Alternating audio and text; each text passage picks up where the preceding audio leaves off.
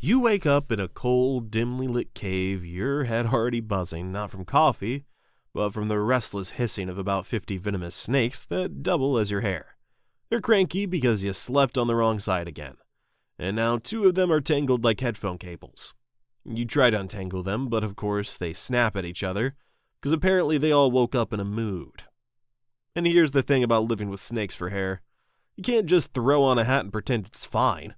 The last time you tried that, they bit through your beanie in under 10 minutes, and then sulked for the rest of the day. Breakfast is an ordeal. Can't exactly pop into the village bakery for a loaf of bread without turning the cashier into stone. So instead, you're stuck eating last night's cold stew again. You once thought about ordering delivery, but then realized that explaining "just leave it at the cave entrance and don't look at me" is suspiciously close to a threat. By mid-morning, you're working up the courage to step outside for a bit of sun, which is a calculated risk. Sure, it's nice to feel the breeze, but the moment you hear human voices, you have to duck behind a boulder and hope they don't notice the writhing reptile mass on your head. Today, a group of clueless adventurers pass by. You can tell they're adventurers because they're wearing matching leather armor. They've got swords that look like they've never been used, and they're arguing about whose turn it is to scout ahead. You roll your eyes. Big mistake, because one of them catches a glint of movement and starts wandering toward your hiding spot. You freeze. Literally, you freeze. Well, he does. One accidental glance and poof. He's now a statue mid-step. His friends panic, screaming, "It's her! It's Medusa!" and run off, and leaving their buddy to decorate your front yard. Great. Another statue to trip over every time you go outside. The rest of the day is spent trying to drag the new lawn ornament out of sight so you don't keep scaring off travelers who might have brought you something useful, like news from the outside world or a decent loaf of bread. But you can't toss a petrified human into the bushes without feeling a tiny bit guilty. By sunset, you're back in your cave, snakes finally settling down, the silence broken only by the occasional drip of water. You think about what it would be like to have a normal day. No stone victims, no awkward eye contact avoidance, no screaming heroes, but then you remember, tomorrow's probably going to be exactly the same. Once the sun dips low enough that even the most stubborn adventurers stop wandering around. You light a small fire in the middle of your cave, not for warmth but for company. The flames flicker across the stone walls, casting dancing shadows that for a brief second almost look like friends. You imagine them laughing, maybe sharing a meal, maybe not fleeing in terror or turning into lawn ornaments. It's a fun game. One of the shadows could be Athena, if she weren't still mad at you. Another might be Perseus, if he hadn't, beheaded you that one time. Ancient history, literally. The snakes are finally calm now. Some coil lazily on your shoulders, others snoozing near your collarbone. You used to hate them. You used to cry at night wondering what it would be like to have normal hair. Hair that didn't try to strangle you in your sleep or hiss at butterflies. But over time, you've come to think of them as roommates. Terrible, loud, constantly annoyed roommates who you can't kick out because they are you. You even give them names. The one that always bites your ear is Greg. Greg's a jerk. You start carving tiny notches into the wall, one for each month you've been alone. There's a lot of notches. You lose count somewhere in the hundreds. You try not to think about the early days, the panic, the confusion, the sudden transformation from temple priestess to cursed monster in exile. You still don't know if it was really your fault. Maybe you looked too pretty. Maybe you said the wrong thing to the wrong god. Or maybe some stories are just badly written. You glance over at your bookshelf. It's just a pile of broken tablets and half-burnt scrolls. You tried reading once. Turns out books are hard to come by when your face petrifies as the postman. Still, you do your best to keep up with the world. When travelers pass by, you eavesdrop from behind rocks. You've learned that ships are getting faster, cities are getting bigger, and apparently democracy is the hot new thing.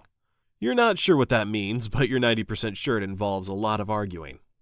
Tonight, you crawl into your stone bed, a block of rock with a straw mat on top. You stare at the ceiling. You wonder what people say about you now. Do they still whisper your name in fear? Are you a bedtime story to scare children into behaving? Or have you been replaced by newer, shinier monsters? You sigh. One of the snakes mutters in its sleep. Probably Greg. Tomorrow, maybe, you'll try something different. You'll go out earlier, you'll cover your face, you'll wear that long black cloak you stitched together from the clothes of a dozen petrified warriors. Morbid, yes, but very practical. Maybe someone will talk to you before they scream. Maybe they'll ask your name before assuming you're a beast. Maybe they'll see the human beneath the legend. Or maybe they'll draw their sword and yell, "She's hideous!" like the last guy did. You roll over and close your eyes. The fire crackles softly, another day gone. The next morning you wake up with a bold plan. Not bold like ambush a hero bold, more like try not to be completely alone forever bold. You put on your cloak. It's stitched together from scraps of tunics, travel cloaks, and one particularly nice silk scarf from a bard who thought singing would protect him from your gaze. It didn't, but his fashion sense lives on. You wrap the fabric tightly around your head, pulling the hood low. The snakes are not happy. They wriggle and hiss like toddlers refusing a nap. You shush them. Today you're heading to the market. Well, not inside the market, just close enough to maybe hear some gossip, or smell something that isn't cave mold. You take the long path through the forest, sticking to the shadows. You pass the usual landmarks, the statue of a man still holding his lute mid-song, the one of a girl mid-scream, that one still haunts you, and the horse. Yes, the horse. You didn't mean to look at it, but there it is, forever frozen mid-gallop. You once tried to ride it again, hoping maybe petrification didn't cancel its usefulness. It did. The snakes still laugh about it. You reach the edge of a village by midday. From behind a clump of olive trees, you peer out at the bustling crowd. Traders shout prices, kids chase chickens, and there's music, coming from a lyre player, who's clearly making it up as he goes. You want to step forward, you really do, but your legs won't move. You haven't spoken to a real person in years. You're terrified of scaring them, of hurting them, with the shrieks. The pointing, the "she's a monster" chorus. And most of all, you're terrified that maybe they're right. So you sit in the bushes, listening. A woman walks by, telling her friends about a strange dream she had. A boy asks his father if Medusa is real. The father laughs and says, "No, she's just a myth to keep people from wandering too far into the hills." You smirk. Works pretty well then. Eventually a merchant wanders too close to your hiding spot. He's carrying a bundle of cloth and muttering to himself. You try to back away quietly, but a twig snaps under your foot. He spins around, your hood slips, you lock eyes, he freezes. You curse loudly. Another statue joins your collection. You drag him behind a boulder and slump to the ground. The snakes are quiet now, almost embarrassed. You sit there for hours staring at the lifeless village from the trees. You didn't even want anything, just presence, noise, humanity. You sigh and steal the merchant's cloth bundle. Not because you want to, but because leaving it feels rude. Back at the cave, you unfold the cloth. It's a collection of dyed linen, probably meant for someone's wedding tunic.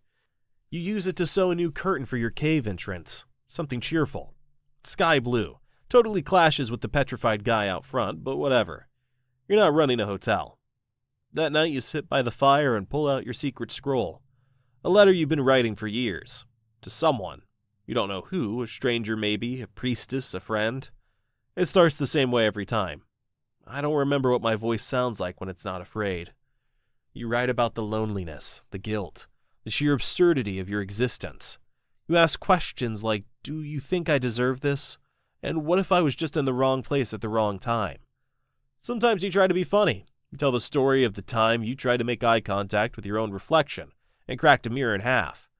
Or the time one of your snakes tried to eat a pigeon. You never finish the letter. There's nowhere to send it. No owl post, no messenger brave enough to knock on your cave wall and ask, "Got mail?"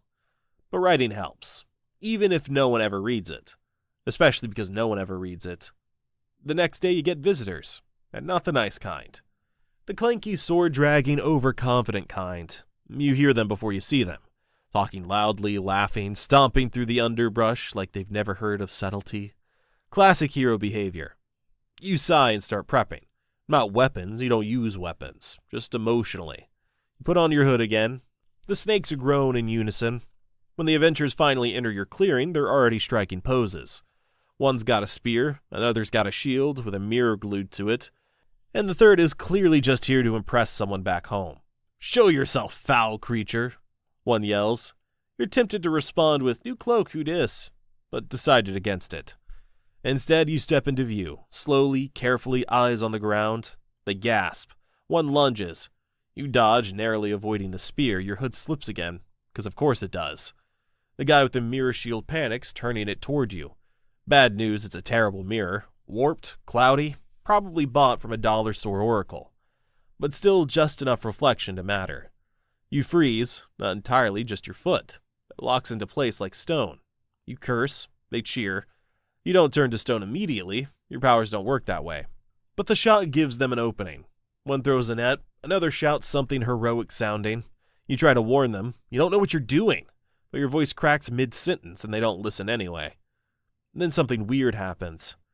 One of the snakes, Greg of all snakes, lunges forward and bites the mirror guy. He yelps, drops the shield, and stumbles backward. You leap, limp leap, because of your stone foot, and grab the shield just long enough to smash it against a rock. Glass flies, panic erupts, one guy runs, the other drops his spear and follows.